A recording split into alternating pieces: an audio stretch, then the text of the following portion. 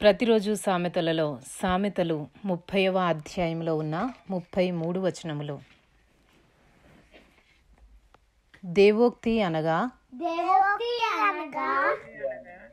యాకే కుమారుడైన ఆగూరు పలికిన మాటలు. ఆ మనుష్యుడు ఇతీయేలునకును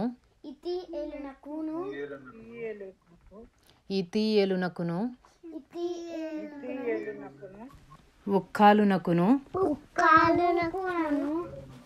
చెప్పిన మాట నిశ్చయముగా మనుష్యులలో నా వంటి పశుప్రాయుడు లేడు. నరులకున్న వివేచన నాకు లేదు. నేను జ్ఞానాభ్యాసము చేసుకున్నవాడను కాను.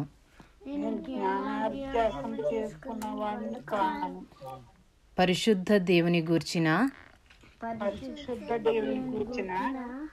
జ్ఞానము పొందలేదు. ఆకాశమునకెక్కి మరలా దిగిన వాడెవడు? తన పిడికిళ్లతో గాలిని పట్టుకున్న వాడెవడు? బట్టలో నీళ్లు మూట కట్టిన వాడెవడు? భూమి యొక్క దిక్కులన్నిటినీ స్థాపించిన వాడెవడు?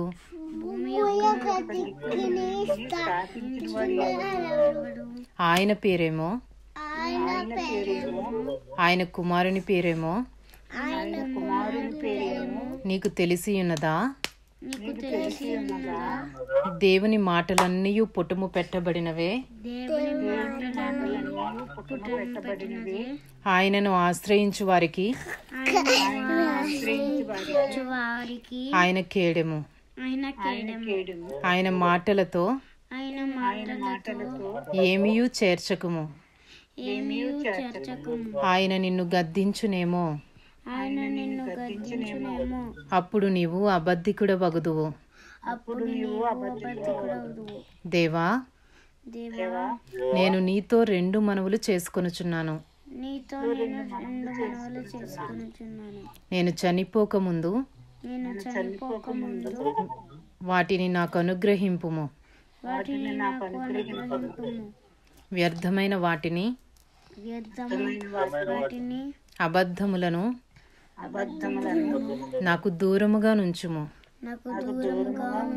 పేదరికమునైనను ఐశ్వర్యమునైనను నాకు దయచేయకుము. తగినంత ఆహారము నాకు అనుగ్రహింపుము. ఎక్కువైన ఎడల నేను కడుపు నిండిన వాడనై నిన్ను విసర్జించి యెహోవా ఎవడని అందునేమో, లేక బీదనై దొంగిలి నా దేవుని నామమును దూషింతునేమో. దాసుని గూర్చి వాని యజమానునితో కొండెములు చెప్పకుము. వాడు నిన్ను శపించును. ఒకవేళ నీవు శిక్షార్హుడవగుదువు. తమ తండ్రిని శపించుచు తల్లిని దీవించని తరము కలదు. తమ దృష్టికి తాము శుద్ధులై తమ మాలిన్యము నుండి కడుగబడని వారి తరము కలదు. కన్నులు నెత్తికి వచ్చిన వారి తరము కలదు. వారి కనురెప్పలు ఎంత పైకెత్తబడి ఉన్నవి. పైకెత్తబడి ఉన్నది. దేశములో ఉండకుండా వారు దరిద్రులను మిరుగునట్లును మనుష్యులలో ఉండకుండా బీదలను నశింపజేయునట్లును ఖడ్గము వంటి పళ్ళును కత్తుల వంటి దవడ పళ్ళును గలవారి తరము కలదు. జలగకు ఇమ్ము ఇమ్ము అను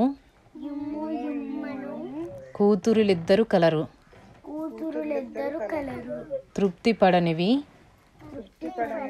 3 కలవు. చాలును అని పలుకనివి 4 కలవు. అవేవనగా పాతాళము, కనని గర్భము, నీరు చాలును అనని భూమి, చాలును అనని అగ్ని. తండ్రిని అపహసించి తల్లి మాట విననొల్లని వాని కన్ను లోయ కాకులు పీకును. పిల్లలు దానిని తినును. నా బుద్ధికి మించినవి 3 కలవు. నేను గ్రహింపలేనివి 4 కలవు. అవేవనగా అంతరిక్షమున పక్షిరాజు జాడ, బండ మీద సర్పము జాడ, నడి సముద్రమున వాడ నడుచు జాడ, కన్యకతో పురుషుని జాడ. జారిని యొక్క చర్యను అట్టిదే. అది తిని నోరు తుడుచుకుని నేను ఏ దోషము ఎరుగనను. భూమిని వణికించినవి 3 కలవు. అది మోయలేనివి 4 కలవు. అవేవనగా రాజరికమునకు వచ్చిన దాసుడు,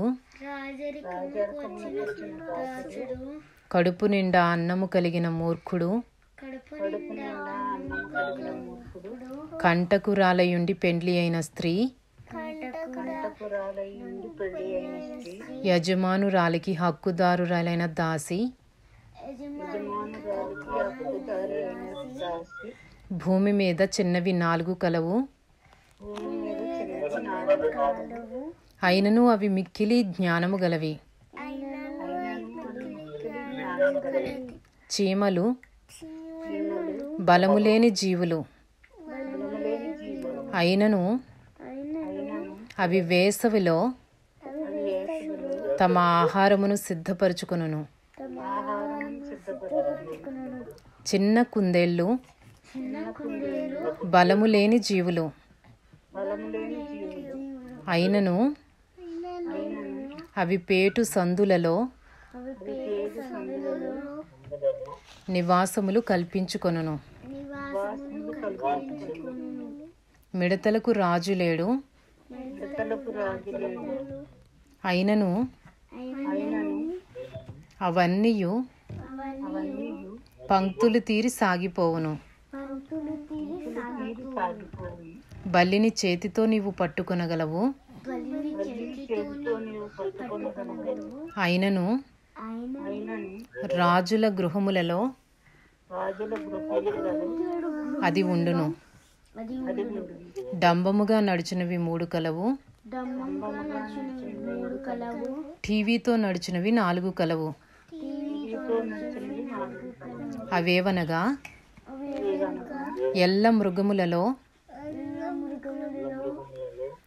పరాక్రమము గలదై ఎవనికైనా భయపడి వెనుకకి తిరగని సింహము,